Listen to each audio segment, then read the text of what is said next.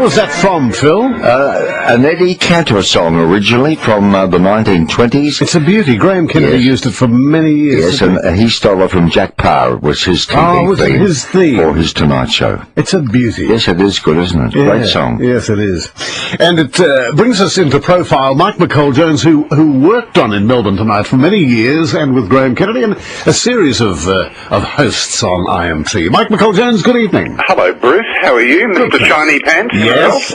And Philip, Mr. Birthday Boy. Yeah, well, I'm very low-key about that, Mike. I'm not... You're low-key? It's almost been a state holiday. Well, wait till I turn 75. That'll be a gala occasion. Yes, it will too. Were you from in your family? Where did comedy writing start for you, Michael? It didn't start in the family, Bruce. Right. No, my grandfather was a dentist, and there was not a lot of comedy there. I just had a little bent towards the ridiculous. Did you have a flair for writing at school? Not really, Philip. Yes, I did. Yes, I liked writing, but I didn't quite know what. I mean, this is not deprecating, but one day you're selling Helena Rubinstein cosmetics door to door, and the next day you're Graham Kennedy's chief writer.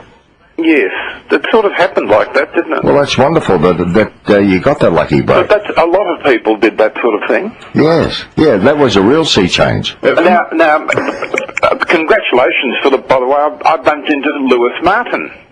Oh, yesterday. yes, general manager at Channel 7. And I'm just congratulating you on Project X.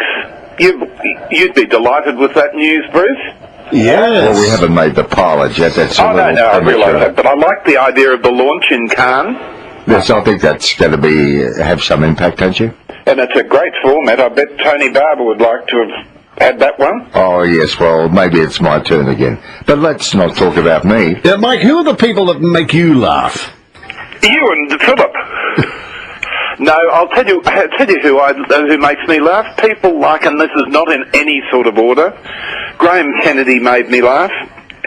Bruce Mansfield makes me laugh because he's such an odd person, and he's the reflection from the shiny pad.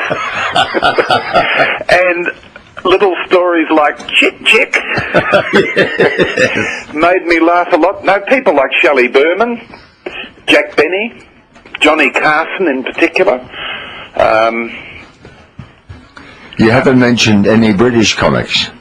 No, but I have plenty of British comics. Spike Milligan, I loved. Harry Seacombe.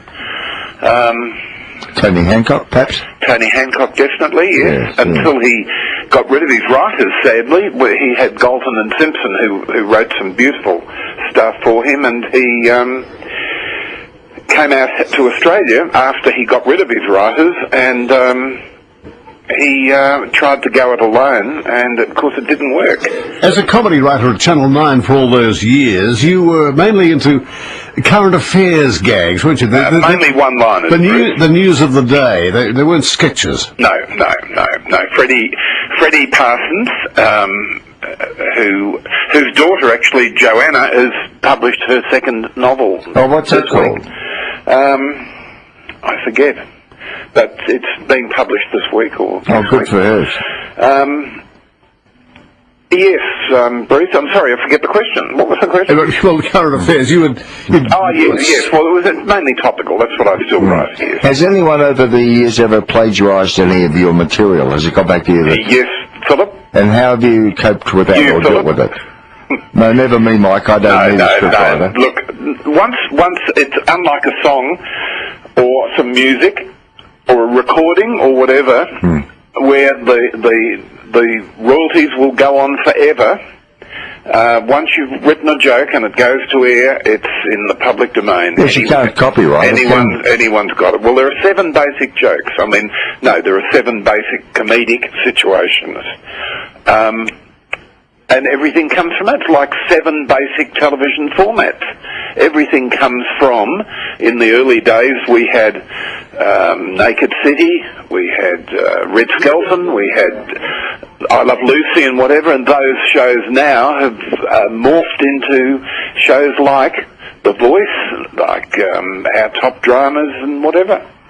but it's a similar sort of progression. And what are those 7 basic themes? I thought you were going to ask me that, Philip. There's the comparison joke, etc. There's 7 of them. Okay, why are most gags done in threes? You know, something happened and something happened. I don't know the answer to that, Philip, but it is correct. I think what it does, it steadies your audience and awares them, because audiences like to be led and told what to do and when to do it. Graham used to say you've got to tell them where it's funny, almost. Yes. And they laugh, but it's got to be a genuine laugh. I don't like canned laughter. Did you ever think of trying your luck and moving to America and writing full-time for people like Hope or Carson? Not really, Philip. I was made a couple of offers in America, one at NBC and 1 or 2 in England, but I chose not to. Yeah. And you still... I would miss listening to Remember When. Yes. Although now you see you can listen to it anywhere on Earth. Well, you can go flashing, can't you? What do they call The it? phone apps. Flashing? What's the streaming? Bruce, that might be what you call it. And Mike, you're still very active, aren't you? Yes, I am. I still do topical stuff every morning. How were the days with Vizard? That would have been exhilarating and... Well, Steve was very similar to Graham because he was a naughty little boy. And it was that anti-government and whatever. And people years ago someone told me, and I forget who it was, it might have been Colin Bednall, he said, always do jokes about things from which people get bills. So it's the phone company, it's the electric, and all of those sort of institutional jokes. Like today, where you've got the water situation at the moment. Well, they're all ripe for comedy. A lot of them are comedy in themselves anyway. Who would be your very favourite comic of all, man or woman, who has inspired you?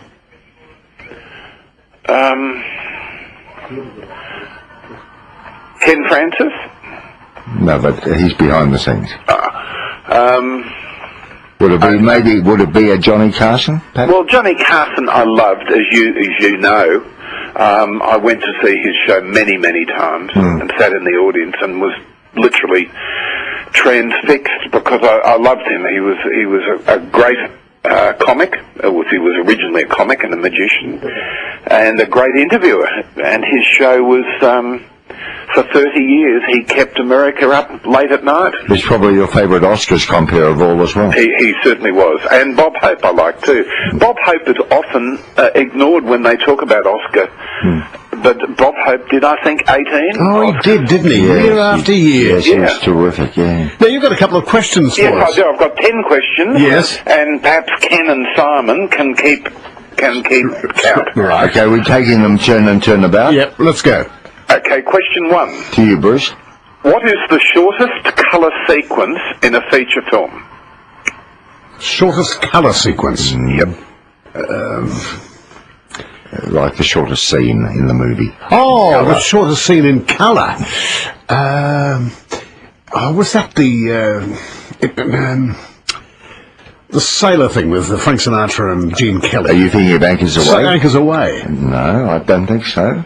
What is it, Phil? Can I have a go, Mike? Yes, you can. And you can't dispute this. No. It's only a single frame in Alfred Hitchcock's movie Spellbound, where Leo G. Carroll turns the gun on himself, and for a split second, this black and white movie goes into colour for the gun explosion. That's very, very good, Philip. It's a 2-frame red flash. Yeah. What about that red scene in Schindler's List?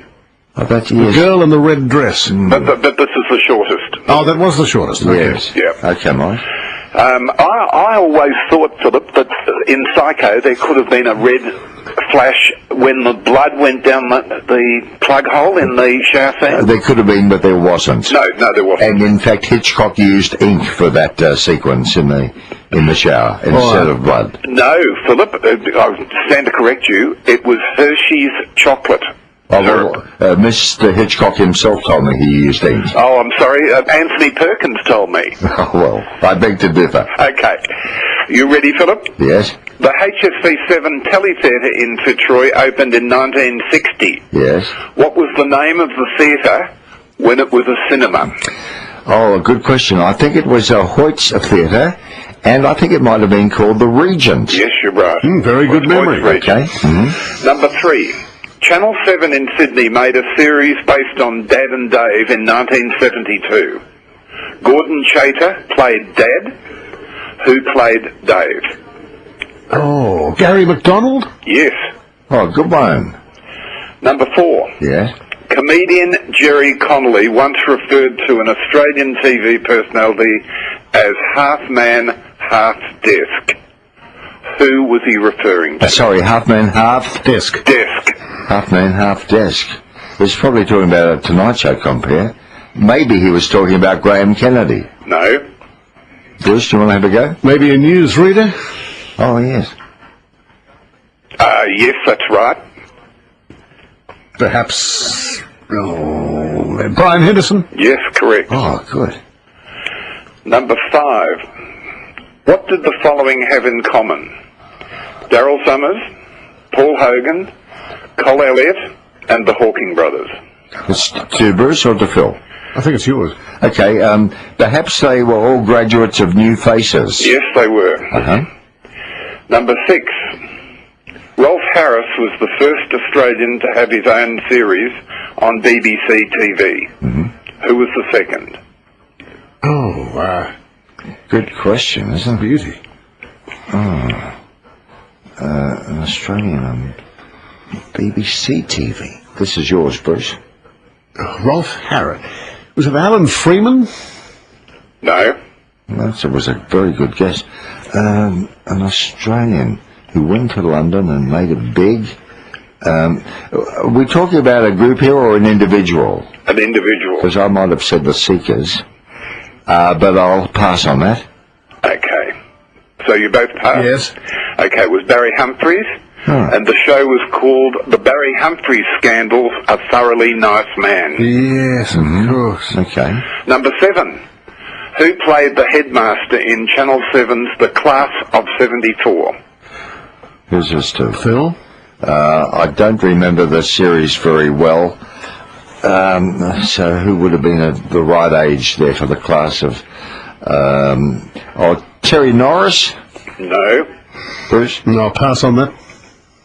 Both passing? Yep. Yeah. Leonard Teal. Oh. Okay. Number 8. To you, Bruce. Skyways was produced by Crawfords for Channel 7 from 1979 till 81. What was the name of the airport where this series was based? It was a fictional airport. Didn't see the series, so it would only be a guess.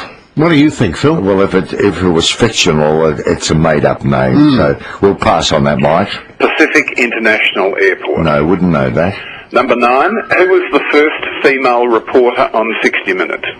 Jan Event? Yes, correct. Okay, and one more question. Number 10. Who was the first weather girl at GTV 9? I'd probably say Rosemary Margan. But am I wrong? You're wrong. I think I would go back to... It was Thursday at 1 with... Leslie Webster, but she was never a weather girl. No, it doesn't And it matter. wasn't... The girl that went out with Jim Wood. Leslie Webster. No, that's... She No, was, I'd like to get up on that. Rabina Beard from 1965 to 1967. Goodness me, good question. should have remembered that. Mike, thank you for tonight. My pleasure. What are the scores, please? Well, the scores, Bruce, 30 points. Philip, 30 points. A deadbeat. Amazing. Oh, Isn't that amazing? hell, let's leave it at that. That's great. Mike, they were lovely, and thanks for talking to us tonight. My pleasure. Lovely. Good on you, Bye. Mike Bye. McColl Jones.